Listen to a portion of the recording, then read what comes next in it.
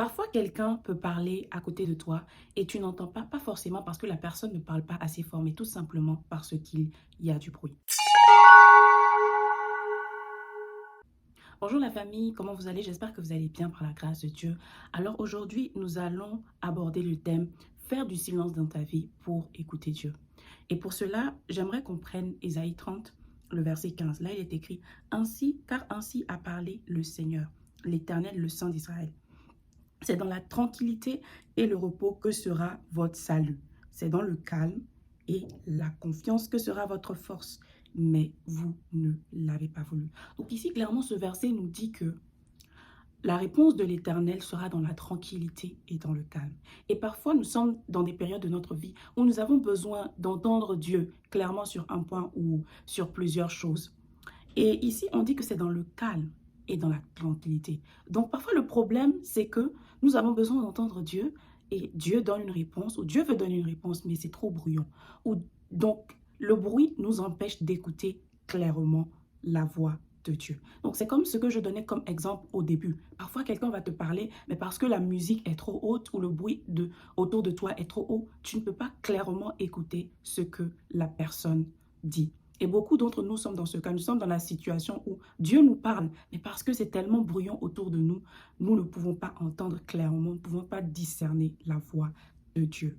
Donc, nous allons parler, je vais vous donner 5 points pour effacer le bruit, pour arrêter le bruit afin de pouvoir entendre Dieu. Donc, vous devez savoir que quand je parle de bruit, ici, il ne s'agit pas de bruit dans le sens littéral, c'est-à-dire, vous avez des gens qui crient autour, qui parlent trop autour de vous. Non.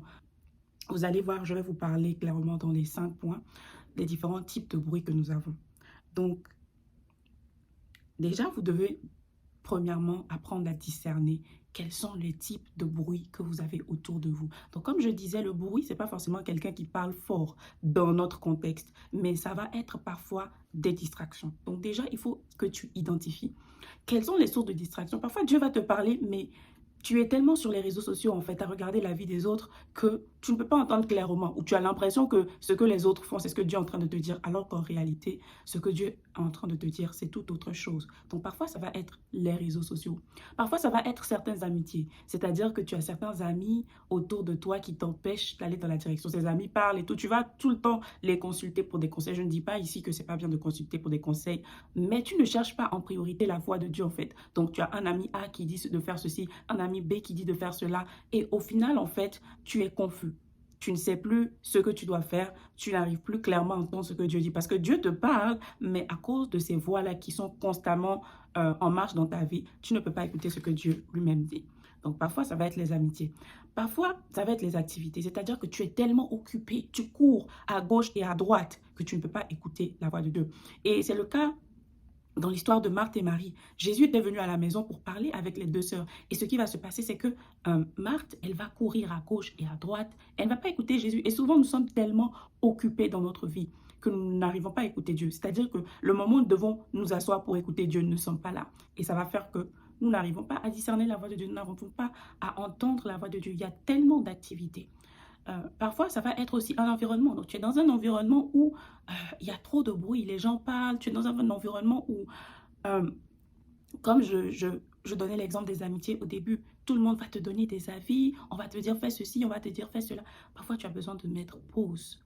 Tu as besoin de mettre pause, tu as besoin de t'isoler pour écouter la voix de Dieu. Donc, ça peut dépendre d'une personne à une autre, mais souvent nous avons plusieurs sortes de distractions et c'est très subtil.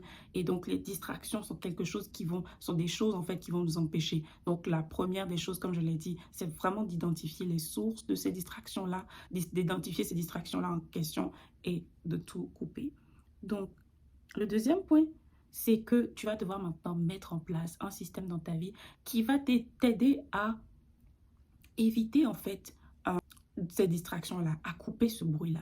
Donc, si par exemple, ce sont les réseaux sociaux, tu vas chercher un moyen de limiter, par exemple, ton temps sur les réseaux sociaux. Parfois, ça peut être une alarme, pardon, parfois, ça peut être une application. Bref, aujourd'hui, il y a plusieurs manières, mais il faut que tu prennes la décision de faire quelque chose à propos de ça, quelque chose de concret. Le système, ça va être quelque chose de concret qui va t'aider, en fait, à te séparer de ces choses-là. Parce que si tu ne mets pas en action quelque chose de concret, ce qui va se passer, c'est que tu peux pendant une fois, un jour, 2 jours tenir, mais par la suite, tu vas revenir à tes anciennes habitudes parce que tout simplement, tu n'as pas mis un système en place pour t'aider, pour te garder en fait. Donc, tu vas devoir identifier si ce sont les amitiés, comment peut-être il va falloir limiter les sorties, peut-être il va falloir limiter ton temps de téléphone, peut-être, bref, il faut que tu trouves en fait une solution, un système dépendamment de ta distraction, dépendamment de ce qui représente le bruit dans ta vie, pardon, afin de pouvoir mettre un stop au bruit dans ta vie.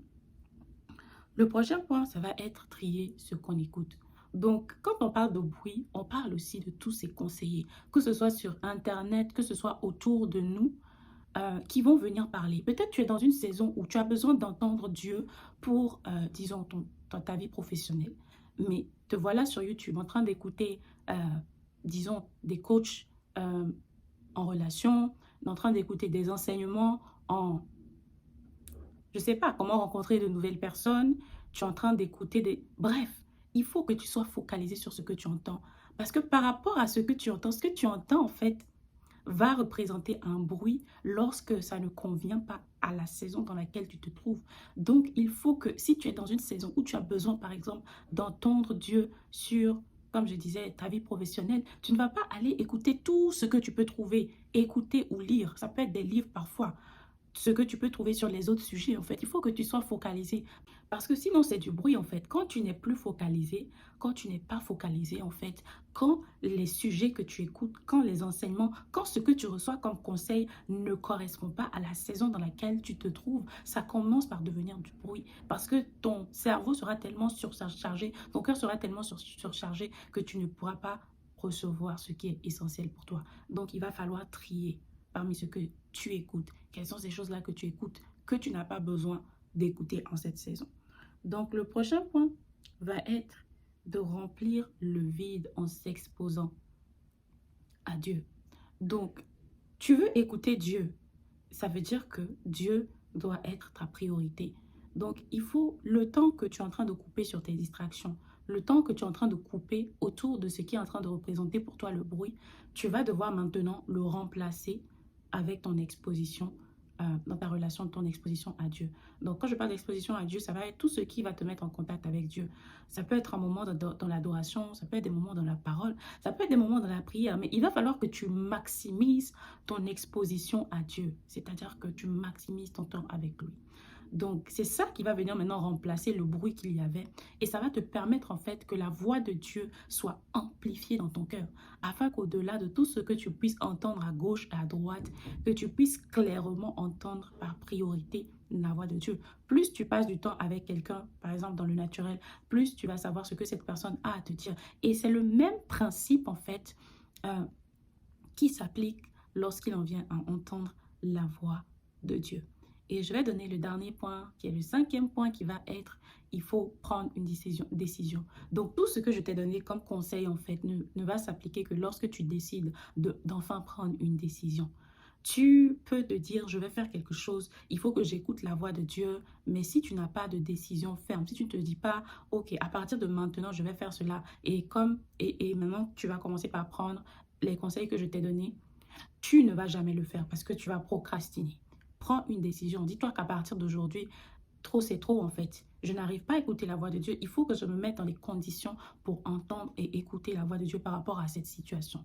Il faut que je prenne la décision d'arrêter le bruit autour de moi. Il faut que je prenne la décision de me couper de tout ce qui représente des distractions et qui m'empêche d'entendre clairement la voix de Dieu. Et je t'assure que prendre la parole de Dieu nous dit que à nos résolutions répondront le succès. Donc, si tu prends la décision, le ciel te voit, Dieu te voit, le Saint-Esprit te voit. Et c'est maintenant qu'il va te donner la force et la capacité au travers du Saint-Esprit afin que tu puisses mettre cette décision en pratique. J'espère que cette vidéo t'a béni. Abonne-toi si ce n'est pas encore fait et aime si cette vidéo a été pour toi une source de bénédiction. N'hésite pas à rajouter d'autres conseils si tu en as, en commentaire. Et on se dit à la prochaine.